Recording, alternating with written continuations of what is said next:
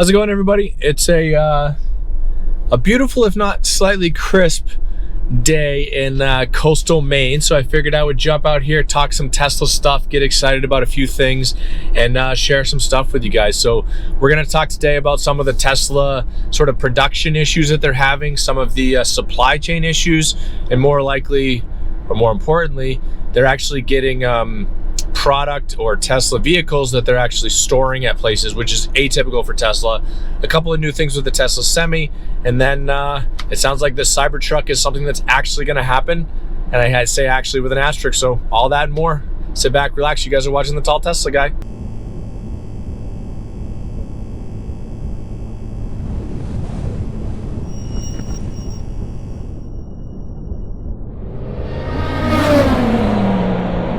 So I'm going to start right out with the Cybertruck. We've been talking about the Cybertruck for a couple of years. In fact, they did the launch event almost 2 years ago to get everybody sort of excited for it, to kind of just start thinking about it. And it quickly spun almost out of control for a normal auto manufacturer. Within the first few months, they had 500,000 reservations for this Cybertruck. Now, a reservation at Tesla, you put the money down, which I think at the time was like $100, and you could actually get it back. It's since gone up. I think it's $1,000 now, but and it's non-refundable even. But at the time, you could get it back. So you think to yourself, maybe, I don't know, 20% of those are actually going to cancel. But that means that they had 400,000 legitimate orders that they had no possible way of fulfilling, in a sense that they didn't have a manufacturing plant designed or ready to go to build the Cybertruck.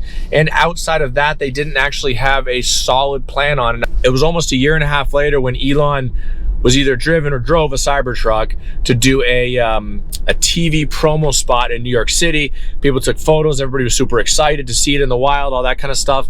And even then, it wasn't 100% done, in a sense of that wasn't the production quality or production valued vehicle that they were gonna finally produce. So that's still yet to come. However, Elon alluded to it through Twitter, of course, over the past couple of weeks, that 2023, leading into 2024, was going to be the actual launch of the Cybertruck. Now that actually steps into what we know about the Tesla Semi. That's also been talked about for a couple of years. In fact, they may have even driven a Tesla Semi and then had like a Cybertruck on the bed behind it. When they demonstrated it, it was an amazing looking changed vehicle, a single seat in the middle front, designed for full self-driving. That's not available yet. Over 500 miles of range with towing, which was a huge thing, running off the 4680 battery, probably a quad motor, all that sort of stuff. However, it kind of sat on the shelf almost like the Cybertruck did.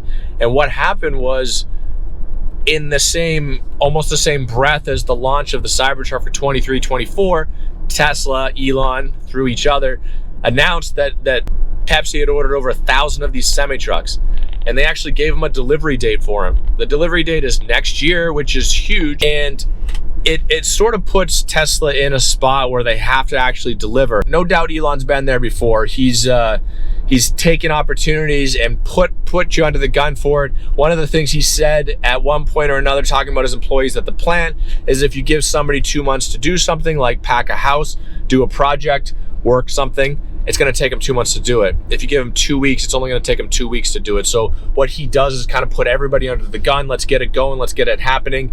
And it sounds like that's what he's doing here. We have a date essentially for the Cybertruck, and we have a date for the Tesla Semi. Those two things are exciting. And this is coming off of a crazy supply chain issued year, 2021, 2022, all the way down to ordering your Tesla Model 3, Model Y, even the Model S or X, but really the Y and the 3. You were waiting about 6-7 months to get it, to the point where it was creating such a bubble in the resale market that if you had a Tesla, you could sell it for $20,000, $30,000 more than you even paid for it, even with miles on it, because people wanted them then. They didn't want to wait half a year, and I don't blame them. We ordered our Tesla Model Y, our newer one, at the end of July, and it took 7 months to get it. And now it worked out for our situation, but it might not work for everyone. So people were kind of frantic about it. They didn't know what to do, so they were buying used ones. Well, what happened is they sort of balanced out the resale market. They balanced out the supply chain issues that they have.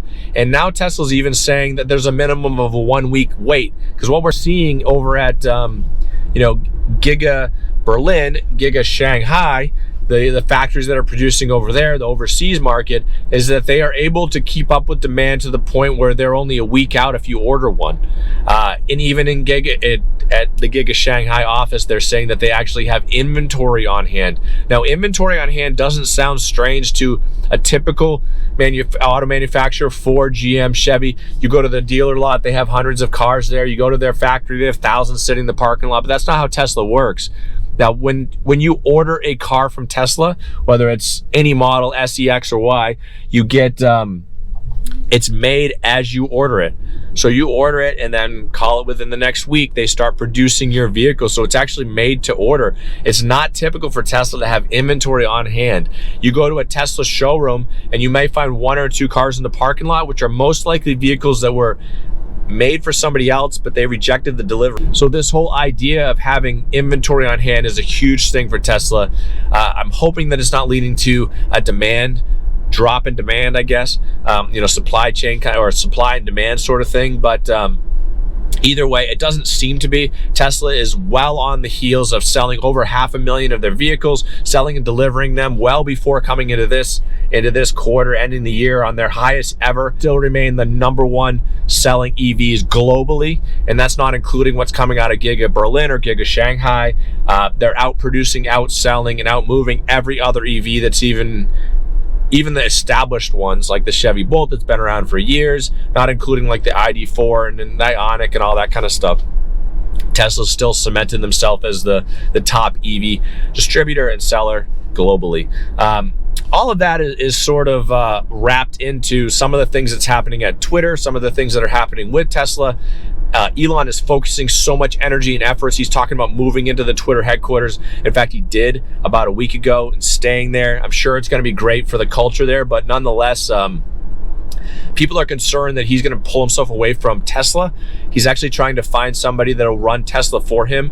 I get worried a little bit as you pull away the main captain of the ship and you put somebody in their stead. They have different ideas, different focus, different energy, which can lead to a change in direction. I love the focus that Elon puts into this because he's so heavily focused on the technology and all the stuff that can change and make it better for the end user, being myself or anybody else that owns a Tesla. So I hope that whoever it is that fills that spot doesn't lose that sort of drive.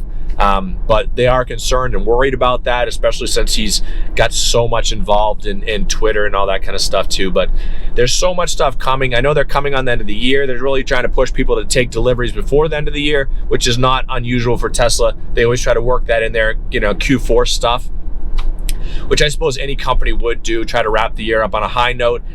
There's all this new stuff that's coming out in 2023 for the Tesla Model 3 and the Model Y. Some changes and stuff like that we're all excited about. But either way, let me know what you think down in the comments below. If there's anything else that's crazy that's going on that's kind of jumping in front of you. Either way, I hope you guys are able to get out and enjoy some of the weather if you have it nice wherever you are, or if it's starting to get cool, you're getting excited about that. But hope you're having a great week, day, month so far, and that you're staying safe out there. Thanks for watching, everybody.